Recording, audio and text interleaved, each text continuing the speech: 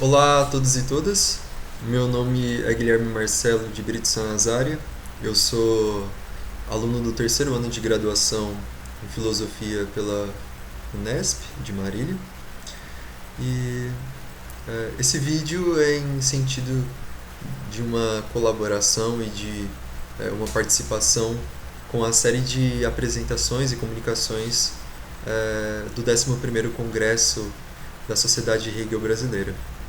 Eu gostaria então, para dar início à nossa discussão, lendo o resumo que foi enviado e a partir de daí então seguir na própria exposição do conteúdo que é que se quer tratar. Tudo bem?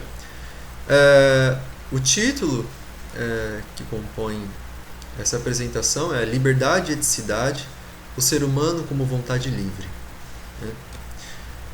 Um dos temas que a filosofia hegeliana nos permite refletir e compreender dentro de sua exposição sistemática é o tema da liberdade.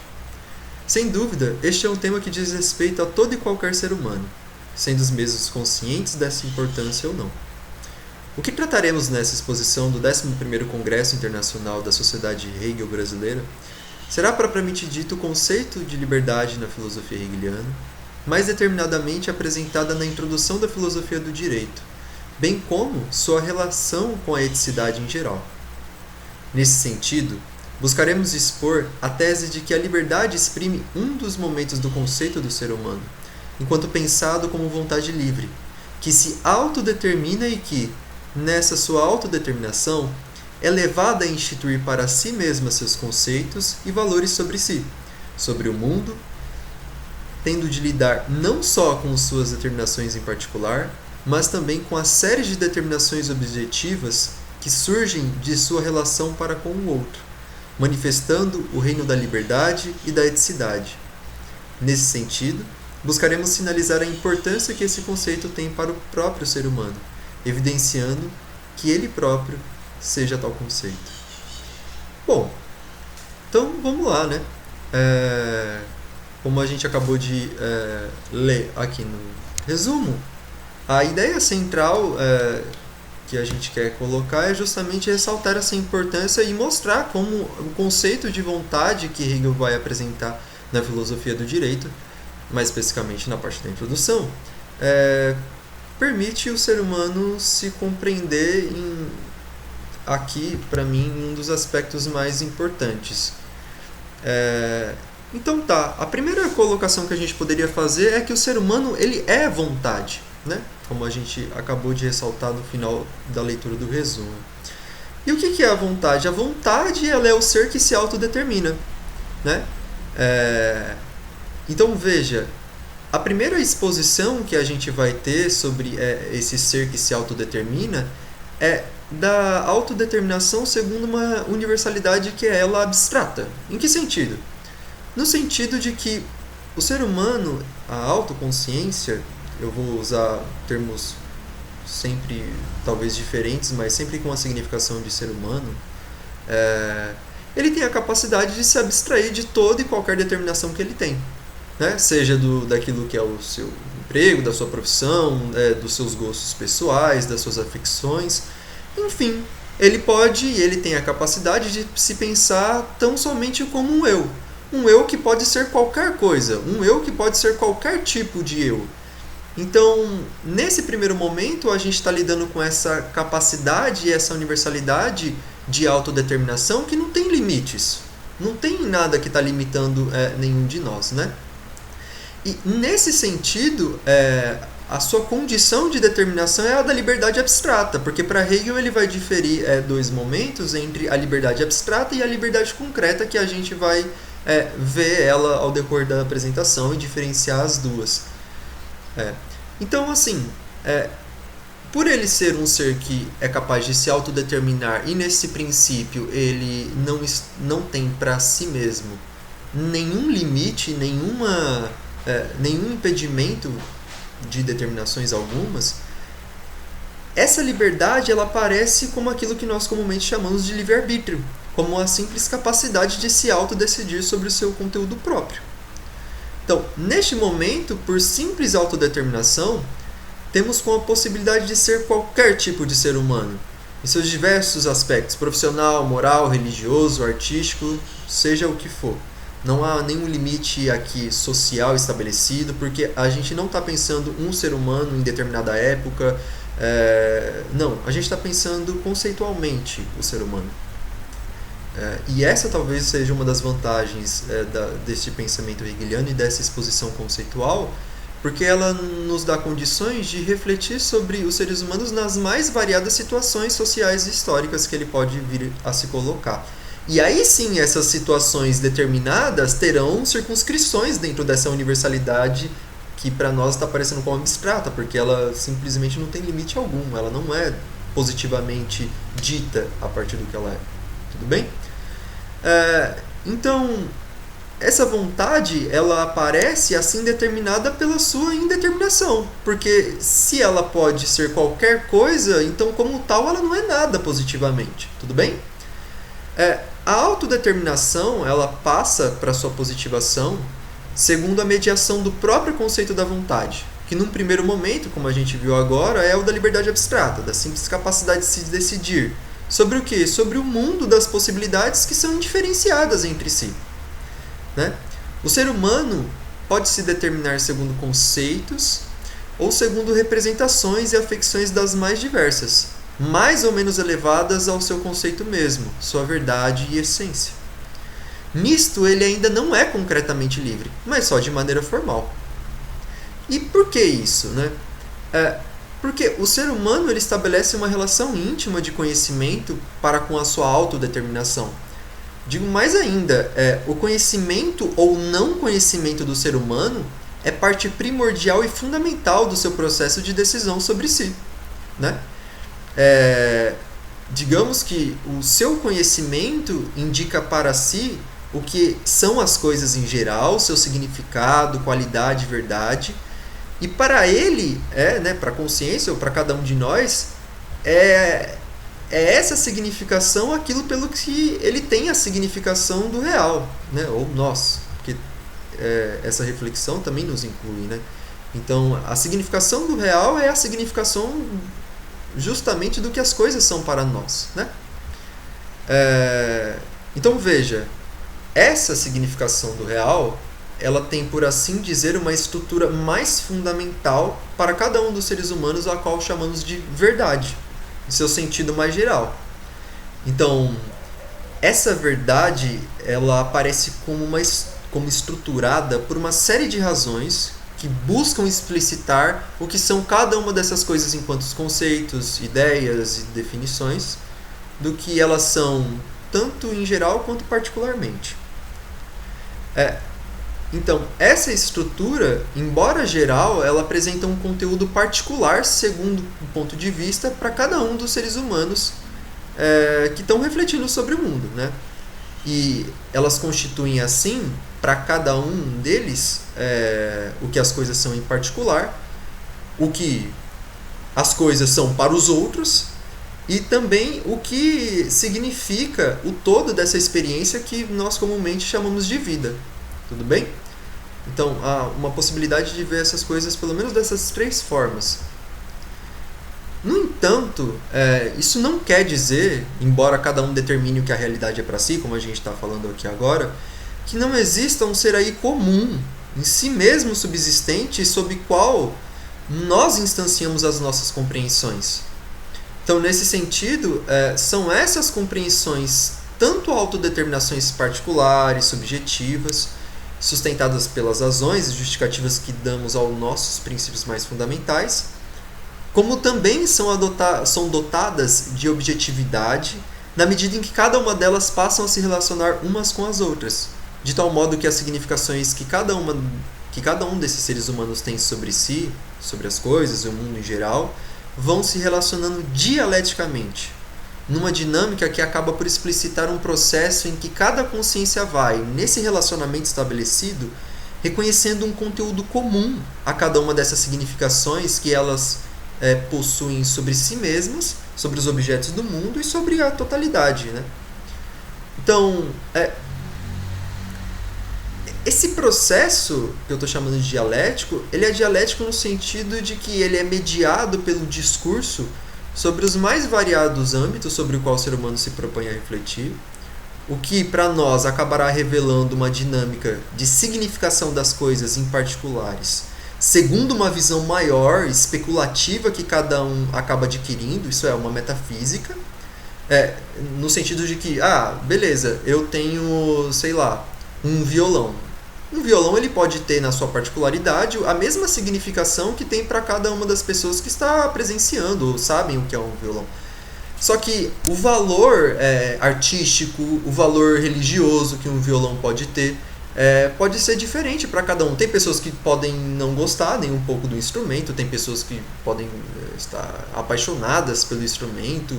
Enfim, podem ver isso tanto com bons ou maus olhos. Então, isso mostra como a significação das coisas não parte somente dessa primeira relação que se estabelece com a significação em particular, mas ela também tem uma significação maior que está sendo determinada justamente por essa relação recíproca que essas visões têm entre si, né? Mas também eu chamo isso é dito como dialético, pois esse processo de autodeterminação é uma realização contínua e concomitante, desde os momentos mais imediatos, iniciais, bem como a mudança desses significados produzidas pela relação que se estabelece na mediação da reflexão sobre seus objetos a partir dessas ideias que os outros também têm sobre as coisas. Então você vai conversando com as outras pessoas e vai vendo que a ideia que cada uma delas tem sobre os seus objetos muitas vezes acaba apresentando pontos de vista em comum com aquilo que você também tem sobre os objetos, mas em alguns outros aspectos não. E aí, na medida em que você vai se questionando sobre essas diferenças que vai se apresentando nesses diversos pontos de vista que você vai tendo contato, na medida em que você se relaciona e dialoga com as pessoas, você vai se perguntando e mesmo essas perguntas que você vai fazendo e a pessoa vai tentando te apresentar as razões pelas quais ela pensa daquela forma, vai fazendo com que haja uma constante alteração, seja positivamente ou negativamente, porque talvez a pessoa dando razões para que ela sustente o ponto de vista dela, te dê mais razões ainda para que você fique com o seu ponto de vista e não com o dela. Mas pode ser o contrário, pode ser que ela te convença apresentando as razões pela qual ela compreende que tal coisa seja como possa fazer com que você também passe a ver a coisa da mesma forma. Então, ela é dialética nessas duas esferas, pelo menos nessas duas esferas, tanto que o significado das coisas tem uma dependência da particularidade com aquilo que a pessoa vê como verdade, como metafisicamente as coisas, mas também ela é dialética porque o processo pelo qual ela se dá está em sempre constante mutação, tudo bem? Então, dessa forma, ocorre o processo de objetivação de cada um dos nossos conceitos e significados sobre o que as coisas são para nós. E na medida em que vai se instituindo coletivamente uma significação comum sobre o que as coisas são, temos aí o conceito de razão designado para explicitar este conteúdo comum a cada uma das autoconsciências, isso é, dos seres humanos, né? Então, razão aqui está sendo denominada justamente essa significação comum que surge dos significados que cada um de nós temos e percebemos. Então, esse certo valor comum que as coisas têm para nós enquanto razão. Esse é o modo pelo qual Hegel denomina esse conceito, né? Essa efetividade. Então, a eticidade ela surge deste processo de objetivação na medida em que o ser humano é também, para si mesmo, objeto de sua reflexão, né?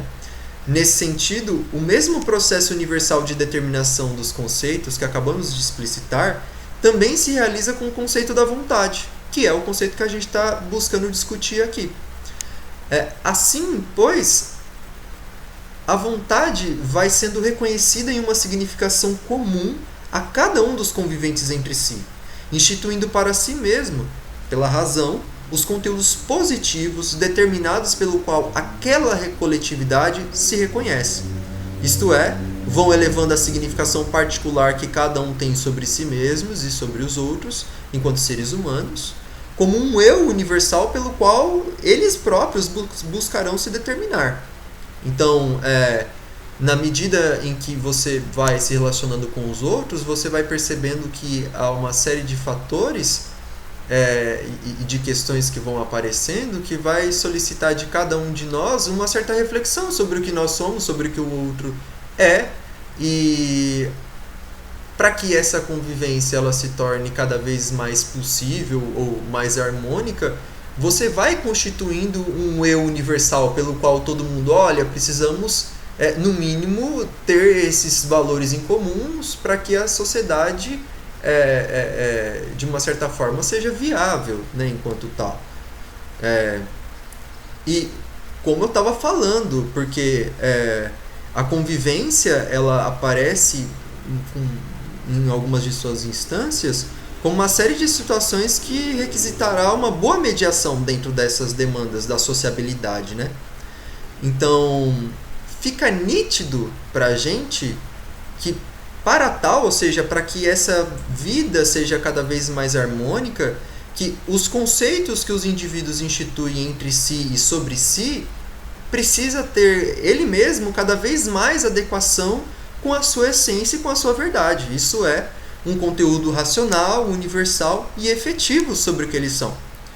Então, só desse modo, elevando através da razão o conceito que possuem coletivamente sobre si mesmos e vivendo segundo tais princípios, porque se você não viver segundo tais princípios, efetivamente a coisa não vai acontecer, que irão efetivar as vantagens e alegrias de uma sociedade estabelecida segundo a verdade e essência mesma do conceito da vontade, né?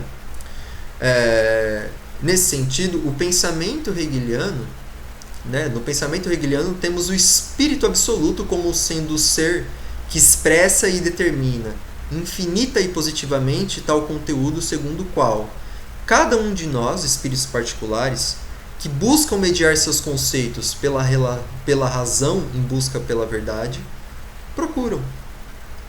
E é somente nesse movimento e na busca determinada por estes princípios de razão que a liberdade se torna efetivamente concreta, pois agora sua autodeterminação se dá por um saber que possui fundamentação racional, universal e efetiva, e não simplesmente vaga por uma série de autodeterminações indiscriminadas segundo critérios meramente subjetivos, desamparados do conceito mesmo do que são em efetividade, que é o caso da primeira manifestação que a vontade tem enquanto vontade indeterminada. Por quê?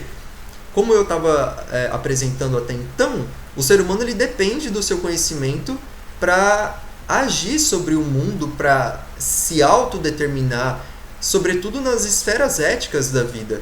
Então, se você está tentando se determinar, e aí você se coloca e se vê nesse mar de possibilidades daquilo que você pode ser, e também não sabe quais são os melhores critérios pelo qual você deveria organizar e mediar a sua própria autodeterminação, você não é livre. Por quê? Porque você só é formalmente livre no sentido de que você consegue, é um ser capaz de se dar a si mesmo seu conteúdo. Mas você não tem condições ainda de olhar para cada um desses conteúdos, diferenciá-los entre si e falar assim, nossa, esse é o melhor conteúdo, é isso mesmo que eu quero por conta disso, disso, disso e disso. E eu não quero aquelas coisas por conta disso, disso e disso. Então, essas séries de disso, disso e disso são as razões que vão tornando, na medida em que elas aparecem e vão sustentando a fundamentação do seu agir, do seu autodeterminar-se, elas vão justamente tornando o indivíduo cada vez mais concretamente livre, né? Então, eu acredito que a importância de nós refletirmos sobre o ser humano segundo o conceito da vontade apresentada na filosofia hegeliana é dada pela possibilidade que temos de nos pensarmos enquanto sujeitos éticos e mostrar nisso que nossa liberdade e felicidade está intimamente ligada a esses conceitos que determinam uma vontade objetiva e racional, permitindo com que cada um venha a partir desse conteúdo refletir sobre o valor que possui em si as considerações a respeito de suas ideias, tanto em um ponto de vista particular quanto coletivo. E fazer entender que essa dinâmica do conhecimento que se estabelece entre os seres humanos faz parte do processo de descoberta do que eles mesmos são. E como o seu saber é sua fonte fundamental para a sua autodeterminação. Então ele tem nisso os meios para se tornar uma pessoa cada vez mais efetivamente livre, alcançando assim uma série de consequências mais felizes segundo suas decisões próprias e coletivas sobre a sua vida em geral.